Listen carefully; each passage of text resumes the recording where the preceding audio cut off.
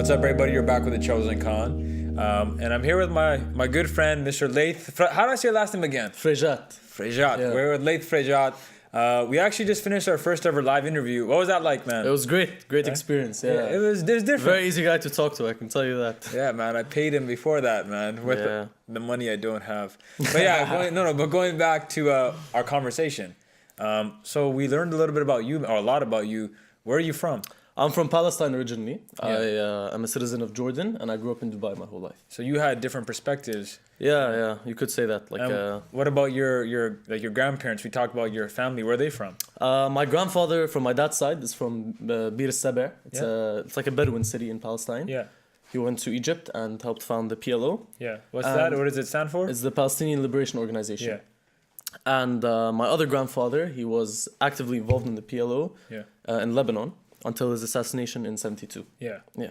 So your family has been a part of this, whatever is going on from its inception. Since the beginning, yeah. And then your mom, you were saying that she was really she saw this firsthand. Yeah, she did. Of course, she when my grandfather died in 1972, she was only 8 months old. Yeah. So she was she experienced it firsthand. Really, she saw her mom in the weakest states. She lived in a place, Lebanon. To live in Lebanon in the 70s as a Palestinian was, if you ask anyone who's done that, it's not something easy, you know. And it was in the middle of a civil war, sectarian violence. So yeah, she was very much involved in the. So we dived into, if you listen to the podcast or if you saw it live, we dived into your family history, and then we dived into your history. We dived into how you started getting involved in Dubai. What was your first cause that you actually got involved in? I remember the first cause, of course, I'd hear a lot about the Palestinian cause. Before the Palestinian cause, what was your thing? Yeah, the first cause that I really dived into was South Africa, the apartheid. Yeah. I saw Mandela as such a calm man, and he was able to conduct himself so well in the face of a much more powerful aggressor. Mm-hmm. And then I just became with the idea of resistance to injustice. Yeah, so that it started like that, and then now you've been at UBC for how long? This is my second year. So it was only your second year? Yeah, I thought you were here for 3-4 years. No, man. So it's only your second year at UBC. How old are you? 18. What the hell? What the hell? Hold on, this wasn't scripted, bro. I didn't know you were 18. Yeah, bro. Okay, he's 18 years old. Holy crap, that was a deep-ass conversation. Okay, he's 18 years old, but okay, let's go into the conflict, right? In the podcast, we dive deeply into all the different stages of the conflict. What was a party that really kept screwing everything up? Which was the one that double-crossed people? What do you mean? Said, I'm going to help you here, and then they're like, I'm going to help you as well? Oh, the British. Yeah. There's no other way to put it. You know, I tried to sugarcoat it. Damn the Brits, man. You have a wide audience, but yeah, the British, they managed to perfectly screw everything up. Yeah. Sounds quite similar in different places. Apartheid, partition. Yeah, just little things like that.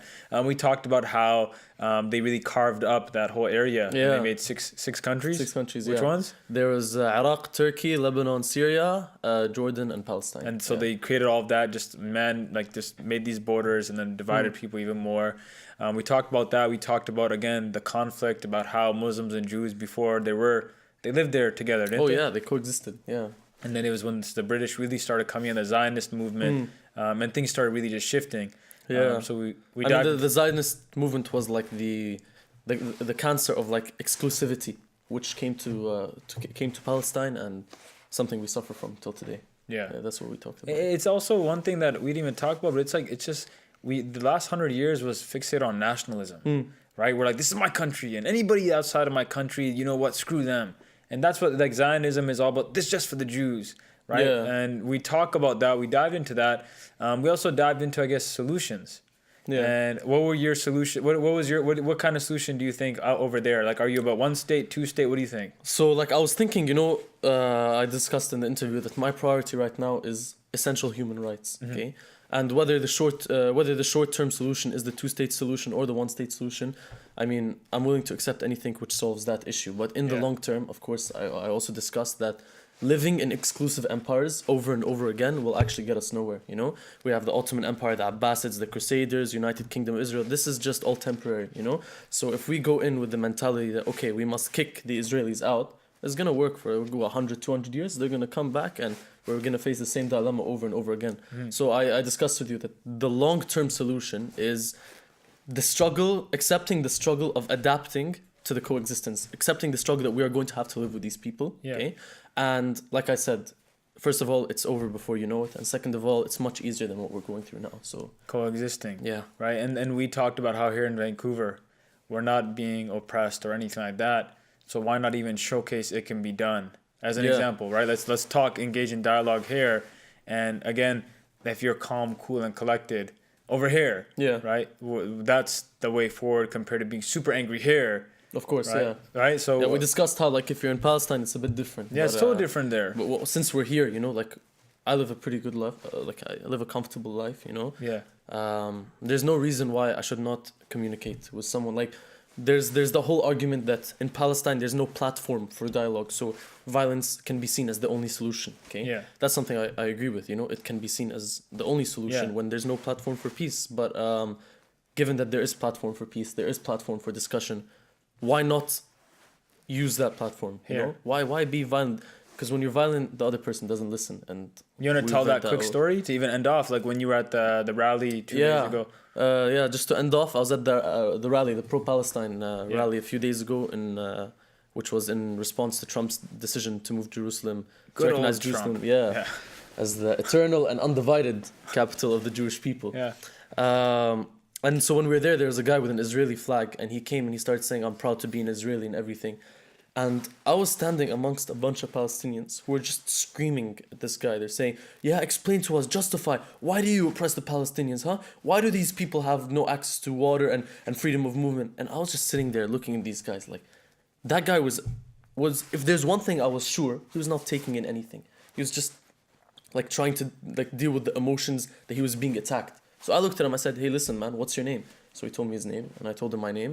I told him, "All right, bro, let's start from the beginning." And we had a very productive conversation. And if I can be sure of one thing, he went home with my words in his head versus the guys who were shouting. Yeah, he actually was open to it. He's like, this guy engaged. Like, he actually talked to me like I'm a human being. Exactly, yeah. It goes much deeper, man. And that's what I really take even from having this conversation with you. I didn't know you were 18. That's really just still in my head. But you're very calm, poised, and I can see that you've seen a lot, your family's seen a lot, but you haven't like let anger and everything like control you, or you haven't let that really, I guess, it hasn't taken over you, right? You're calm, cool, and collected. I think that's the way to move forward with it, right? Of course. As over here again, like you're going about it the right way, right? If you can showcase if you can change one person's perspective, that ripples, man. Of course, man. Of course. Right? Like at this point, like we discussed, it's just about efficiency. It's about communicating, Be real, man. Be open. Be vulnerable and stuff. I know it's like it's the hardest thing to do, especially with someone that's the exact opposite ideology, like that believes in the exact opposite ideology as you. But it's also the thing, man, that it'll make the biggest difference, because we're all humans at the end of the day, right? Regardless of Pakistan, Israel, Palestine, just as an example, we are humans first and foremost. And that's why one day, man, I hope that again people realize like, yo, dude, like you said, the oppressed always becomes the oppressor. It's a vicious cycle. Yeah, absolutely. It's like, man, the Jews were screwed in the Holocaust, and then what happens? Oppressed. It always happens, bro. It's like, and we never learn, like you said.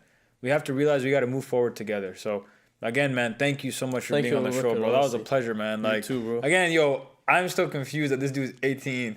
When I was 18, I couldn't even put 2 sentences together, man. This Tune in, guys. Very interesting conversation. It was, man. Was it check an hour? It was an hour and like 10 minutes. Check out the full podcast. It always flows by.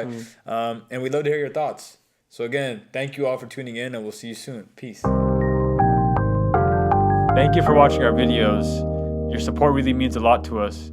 Check out our podcast and honestly check out the other conversations we've been having as well.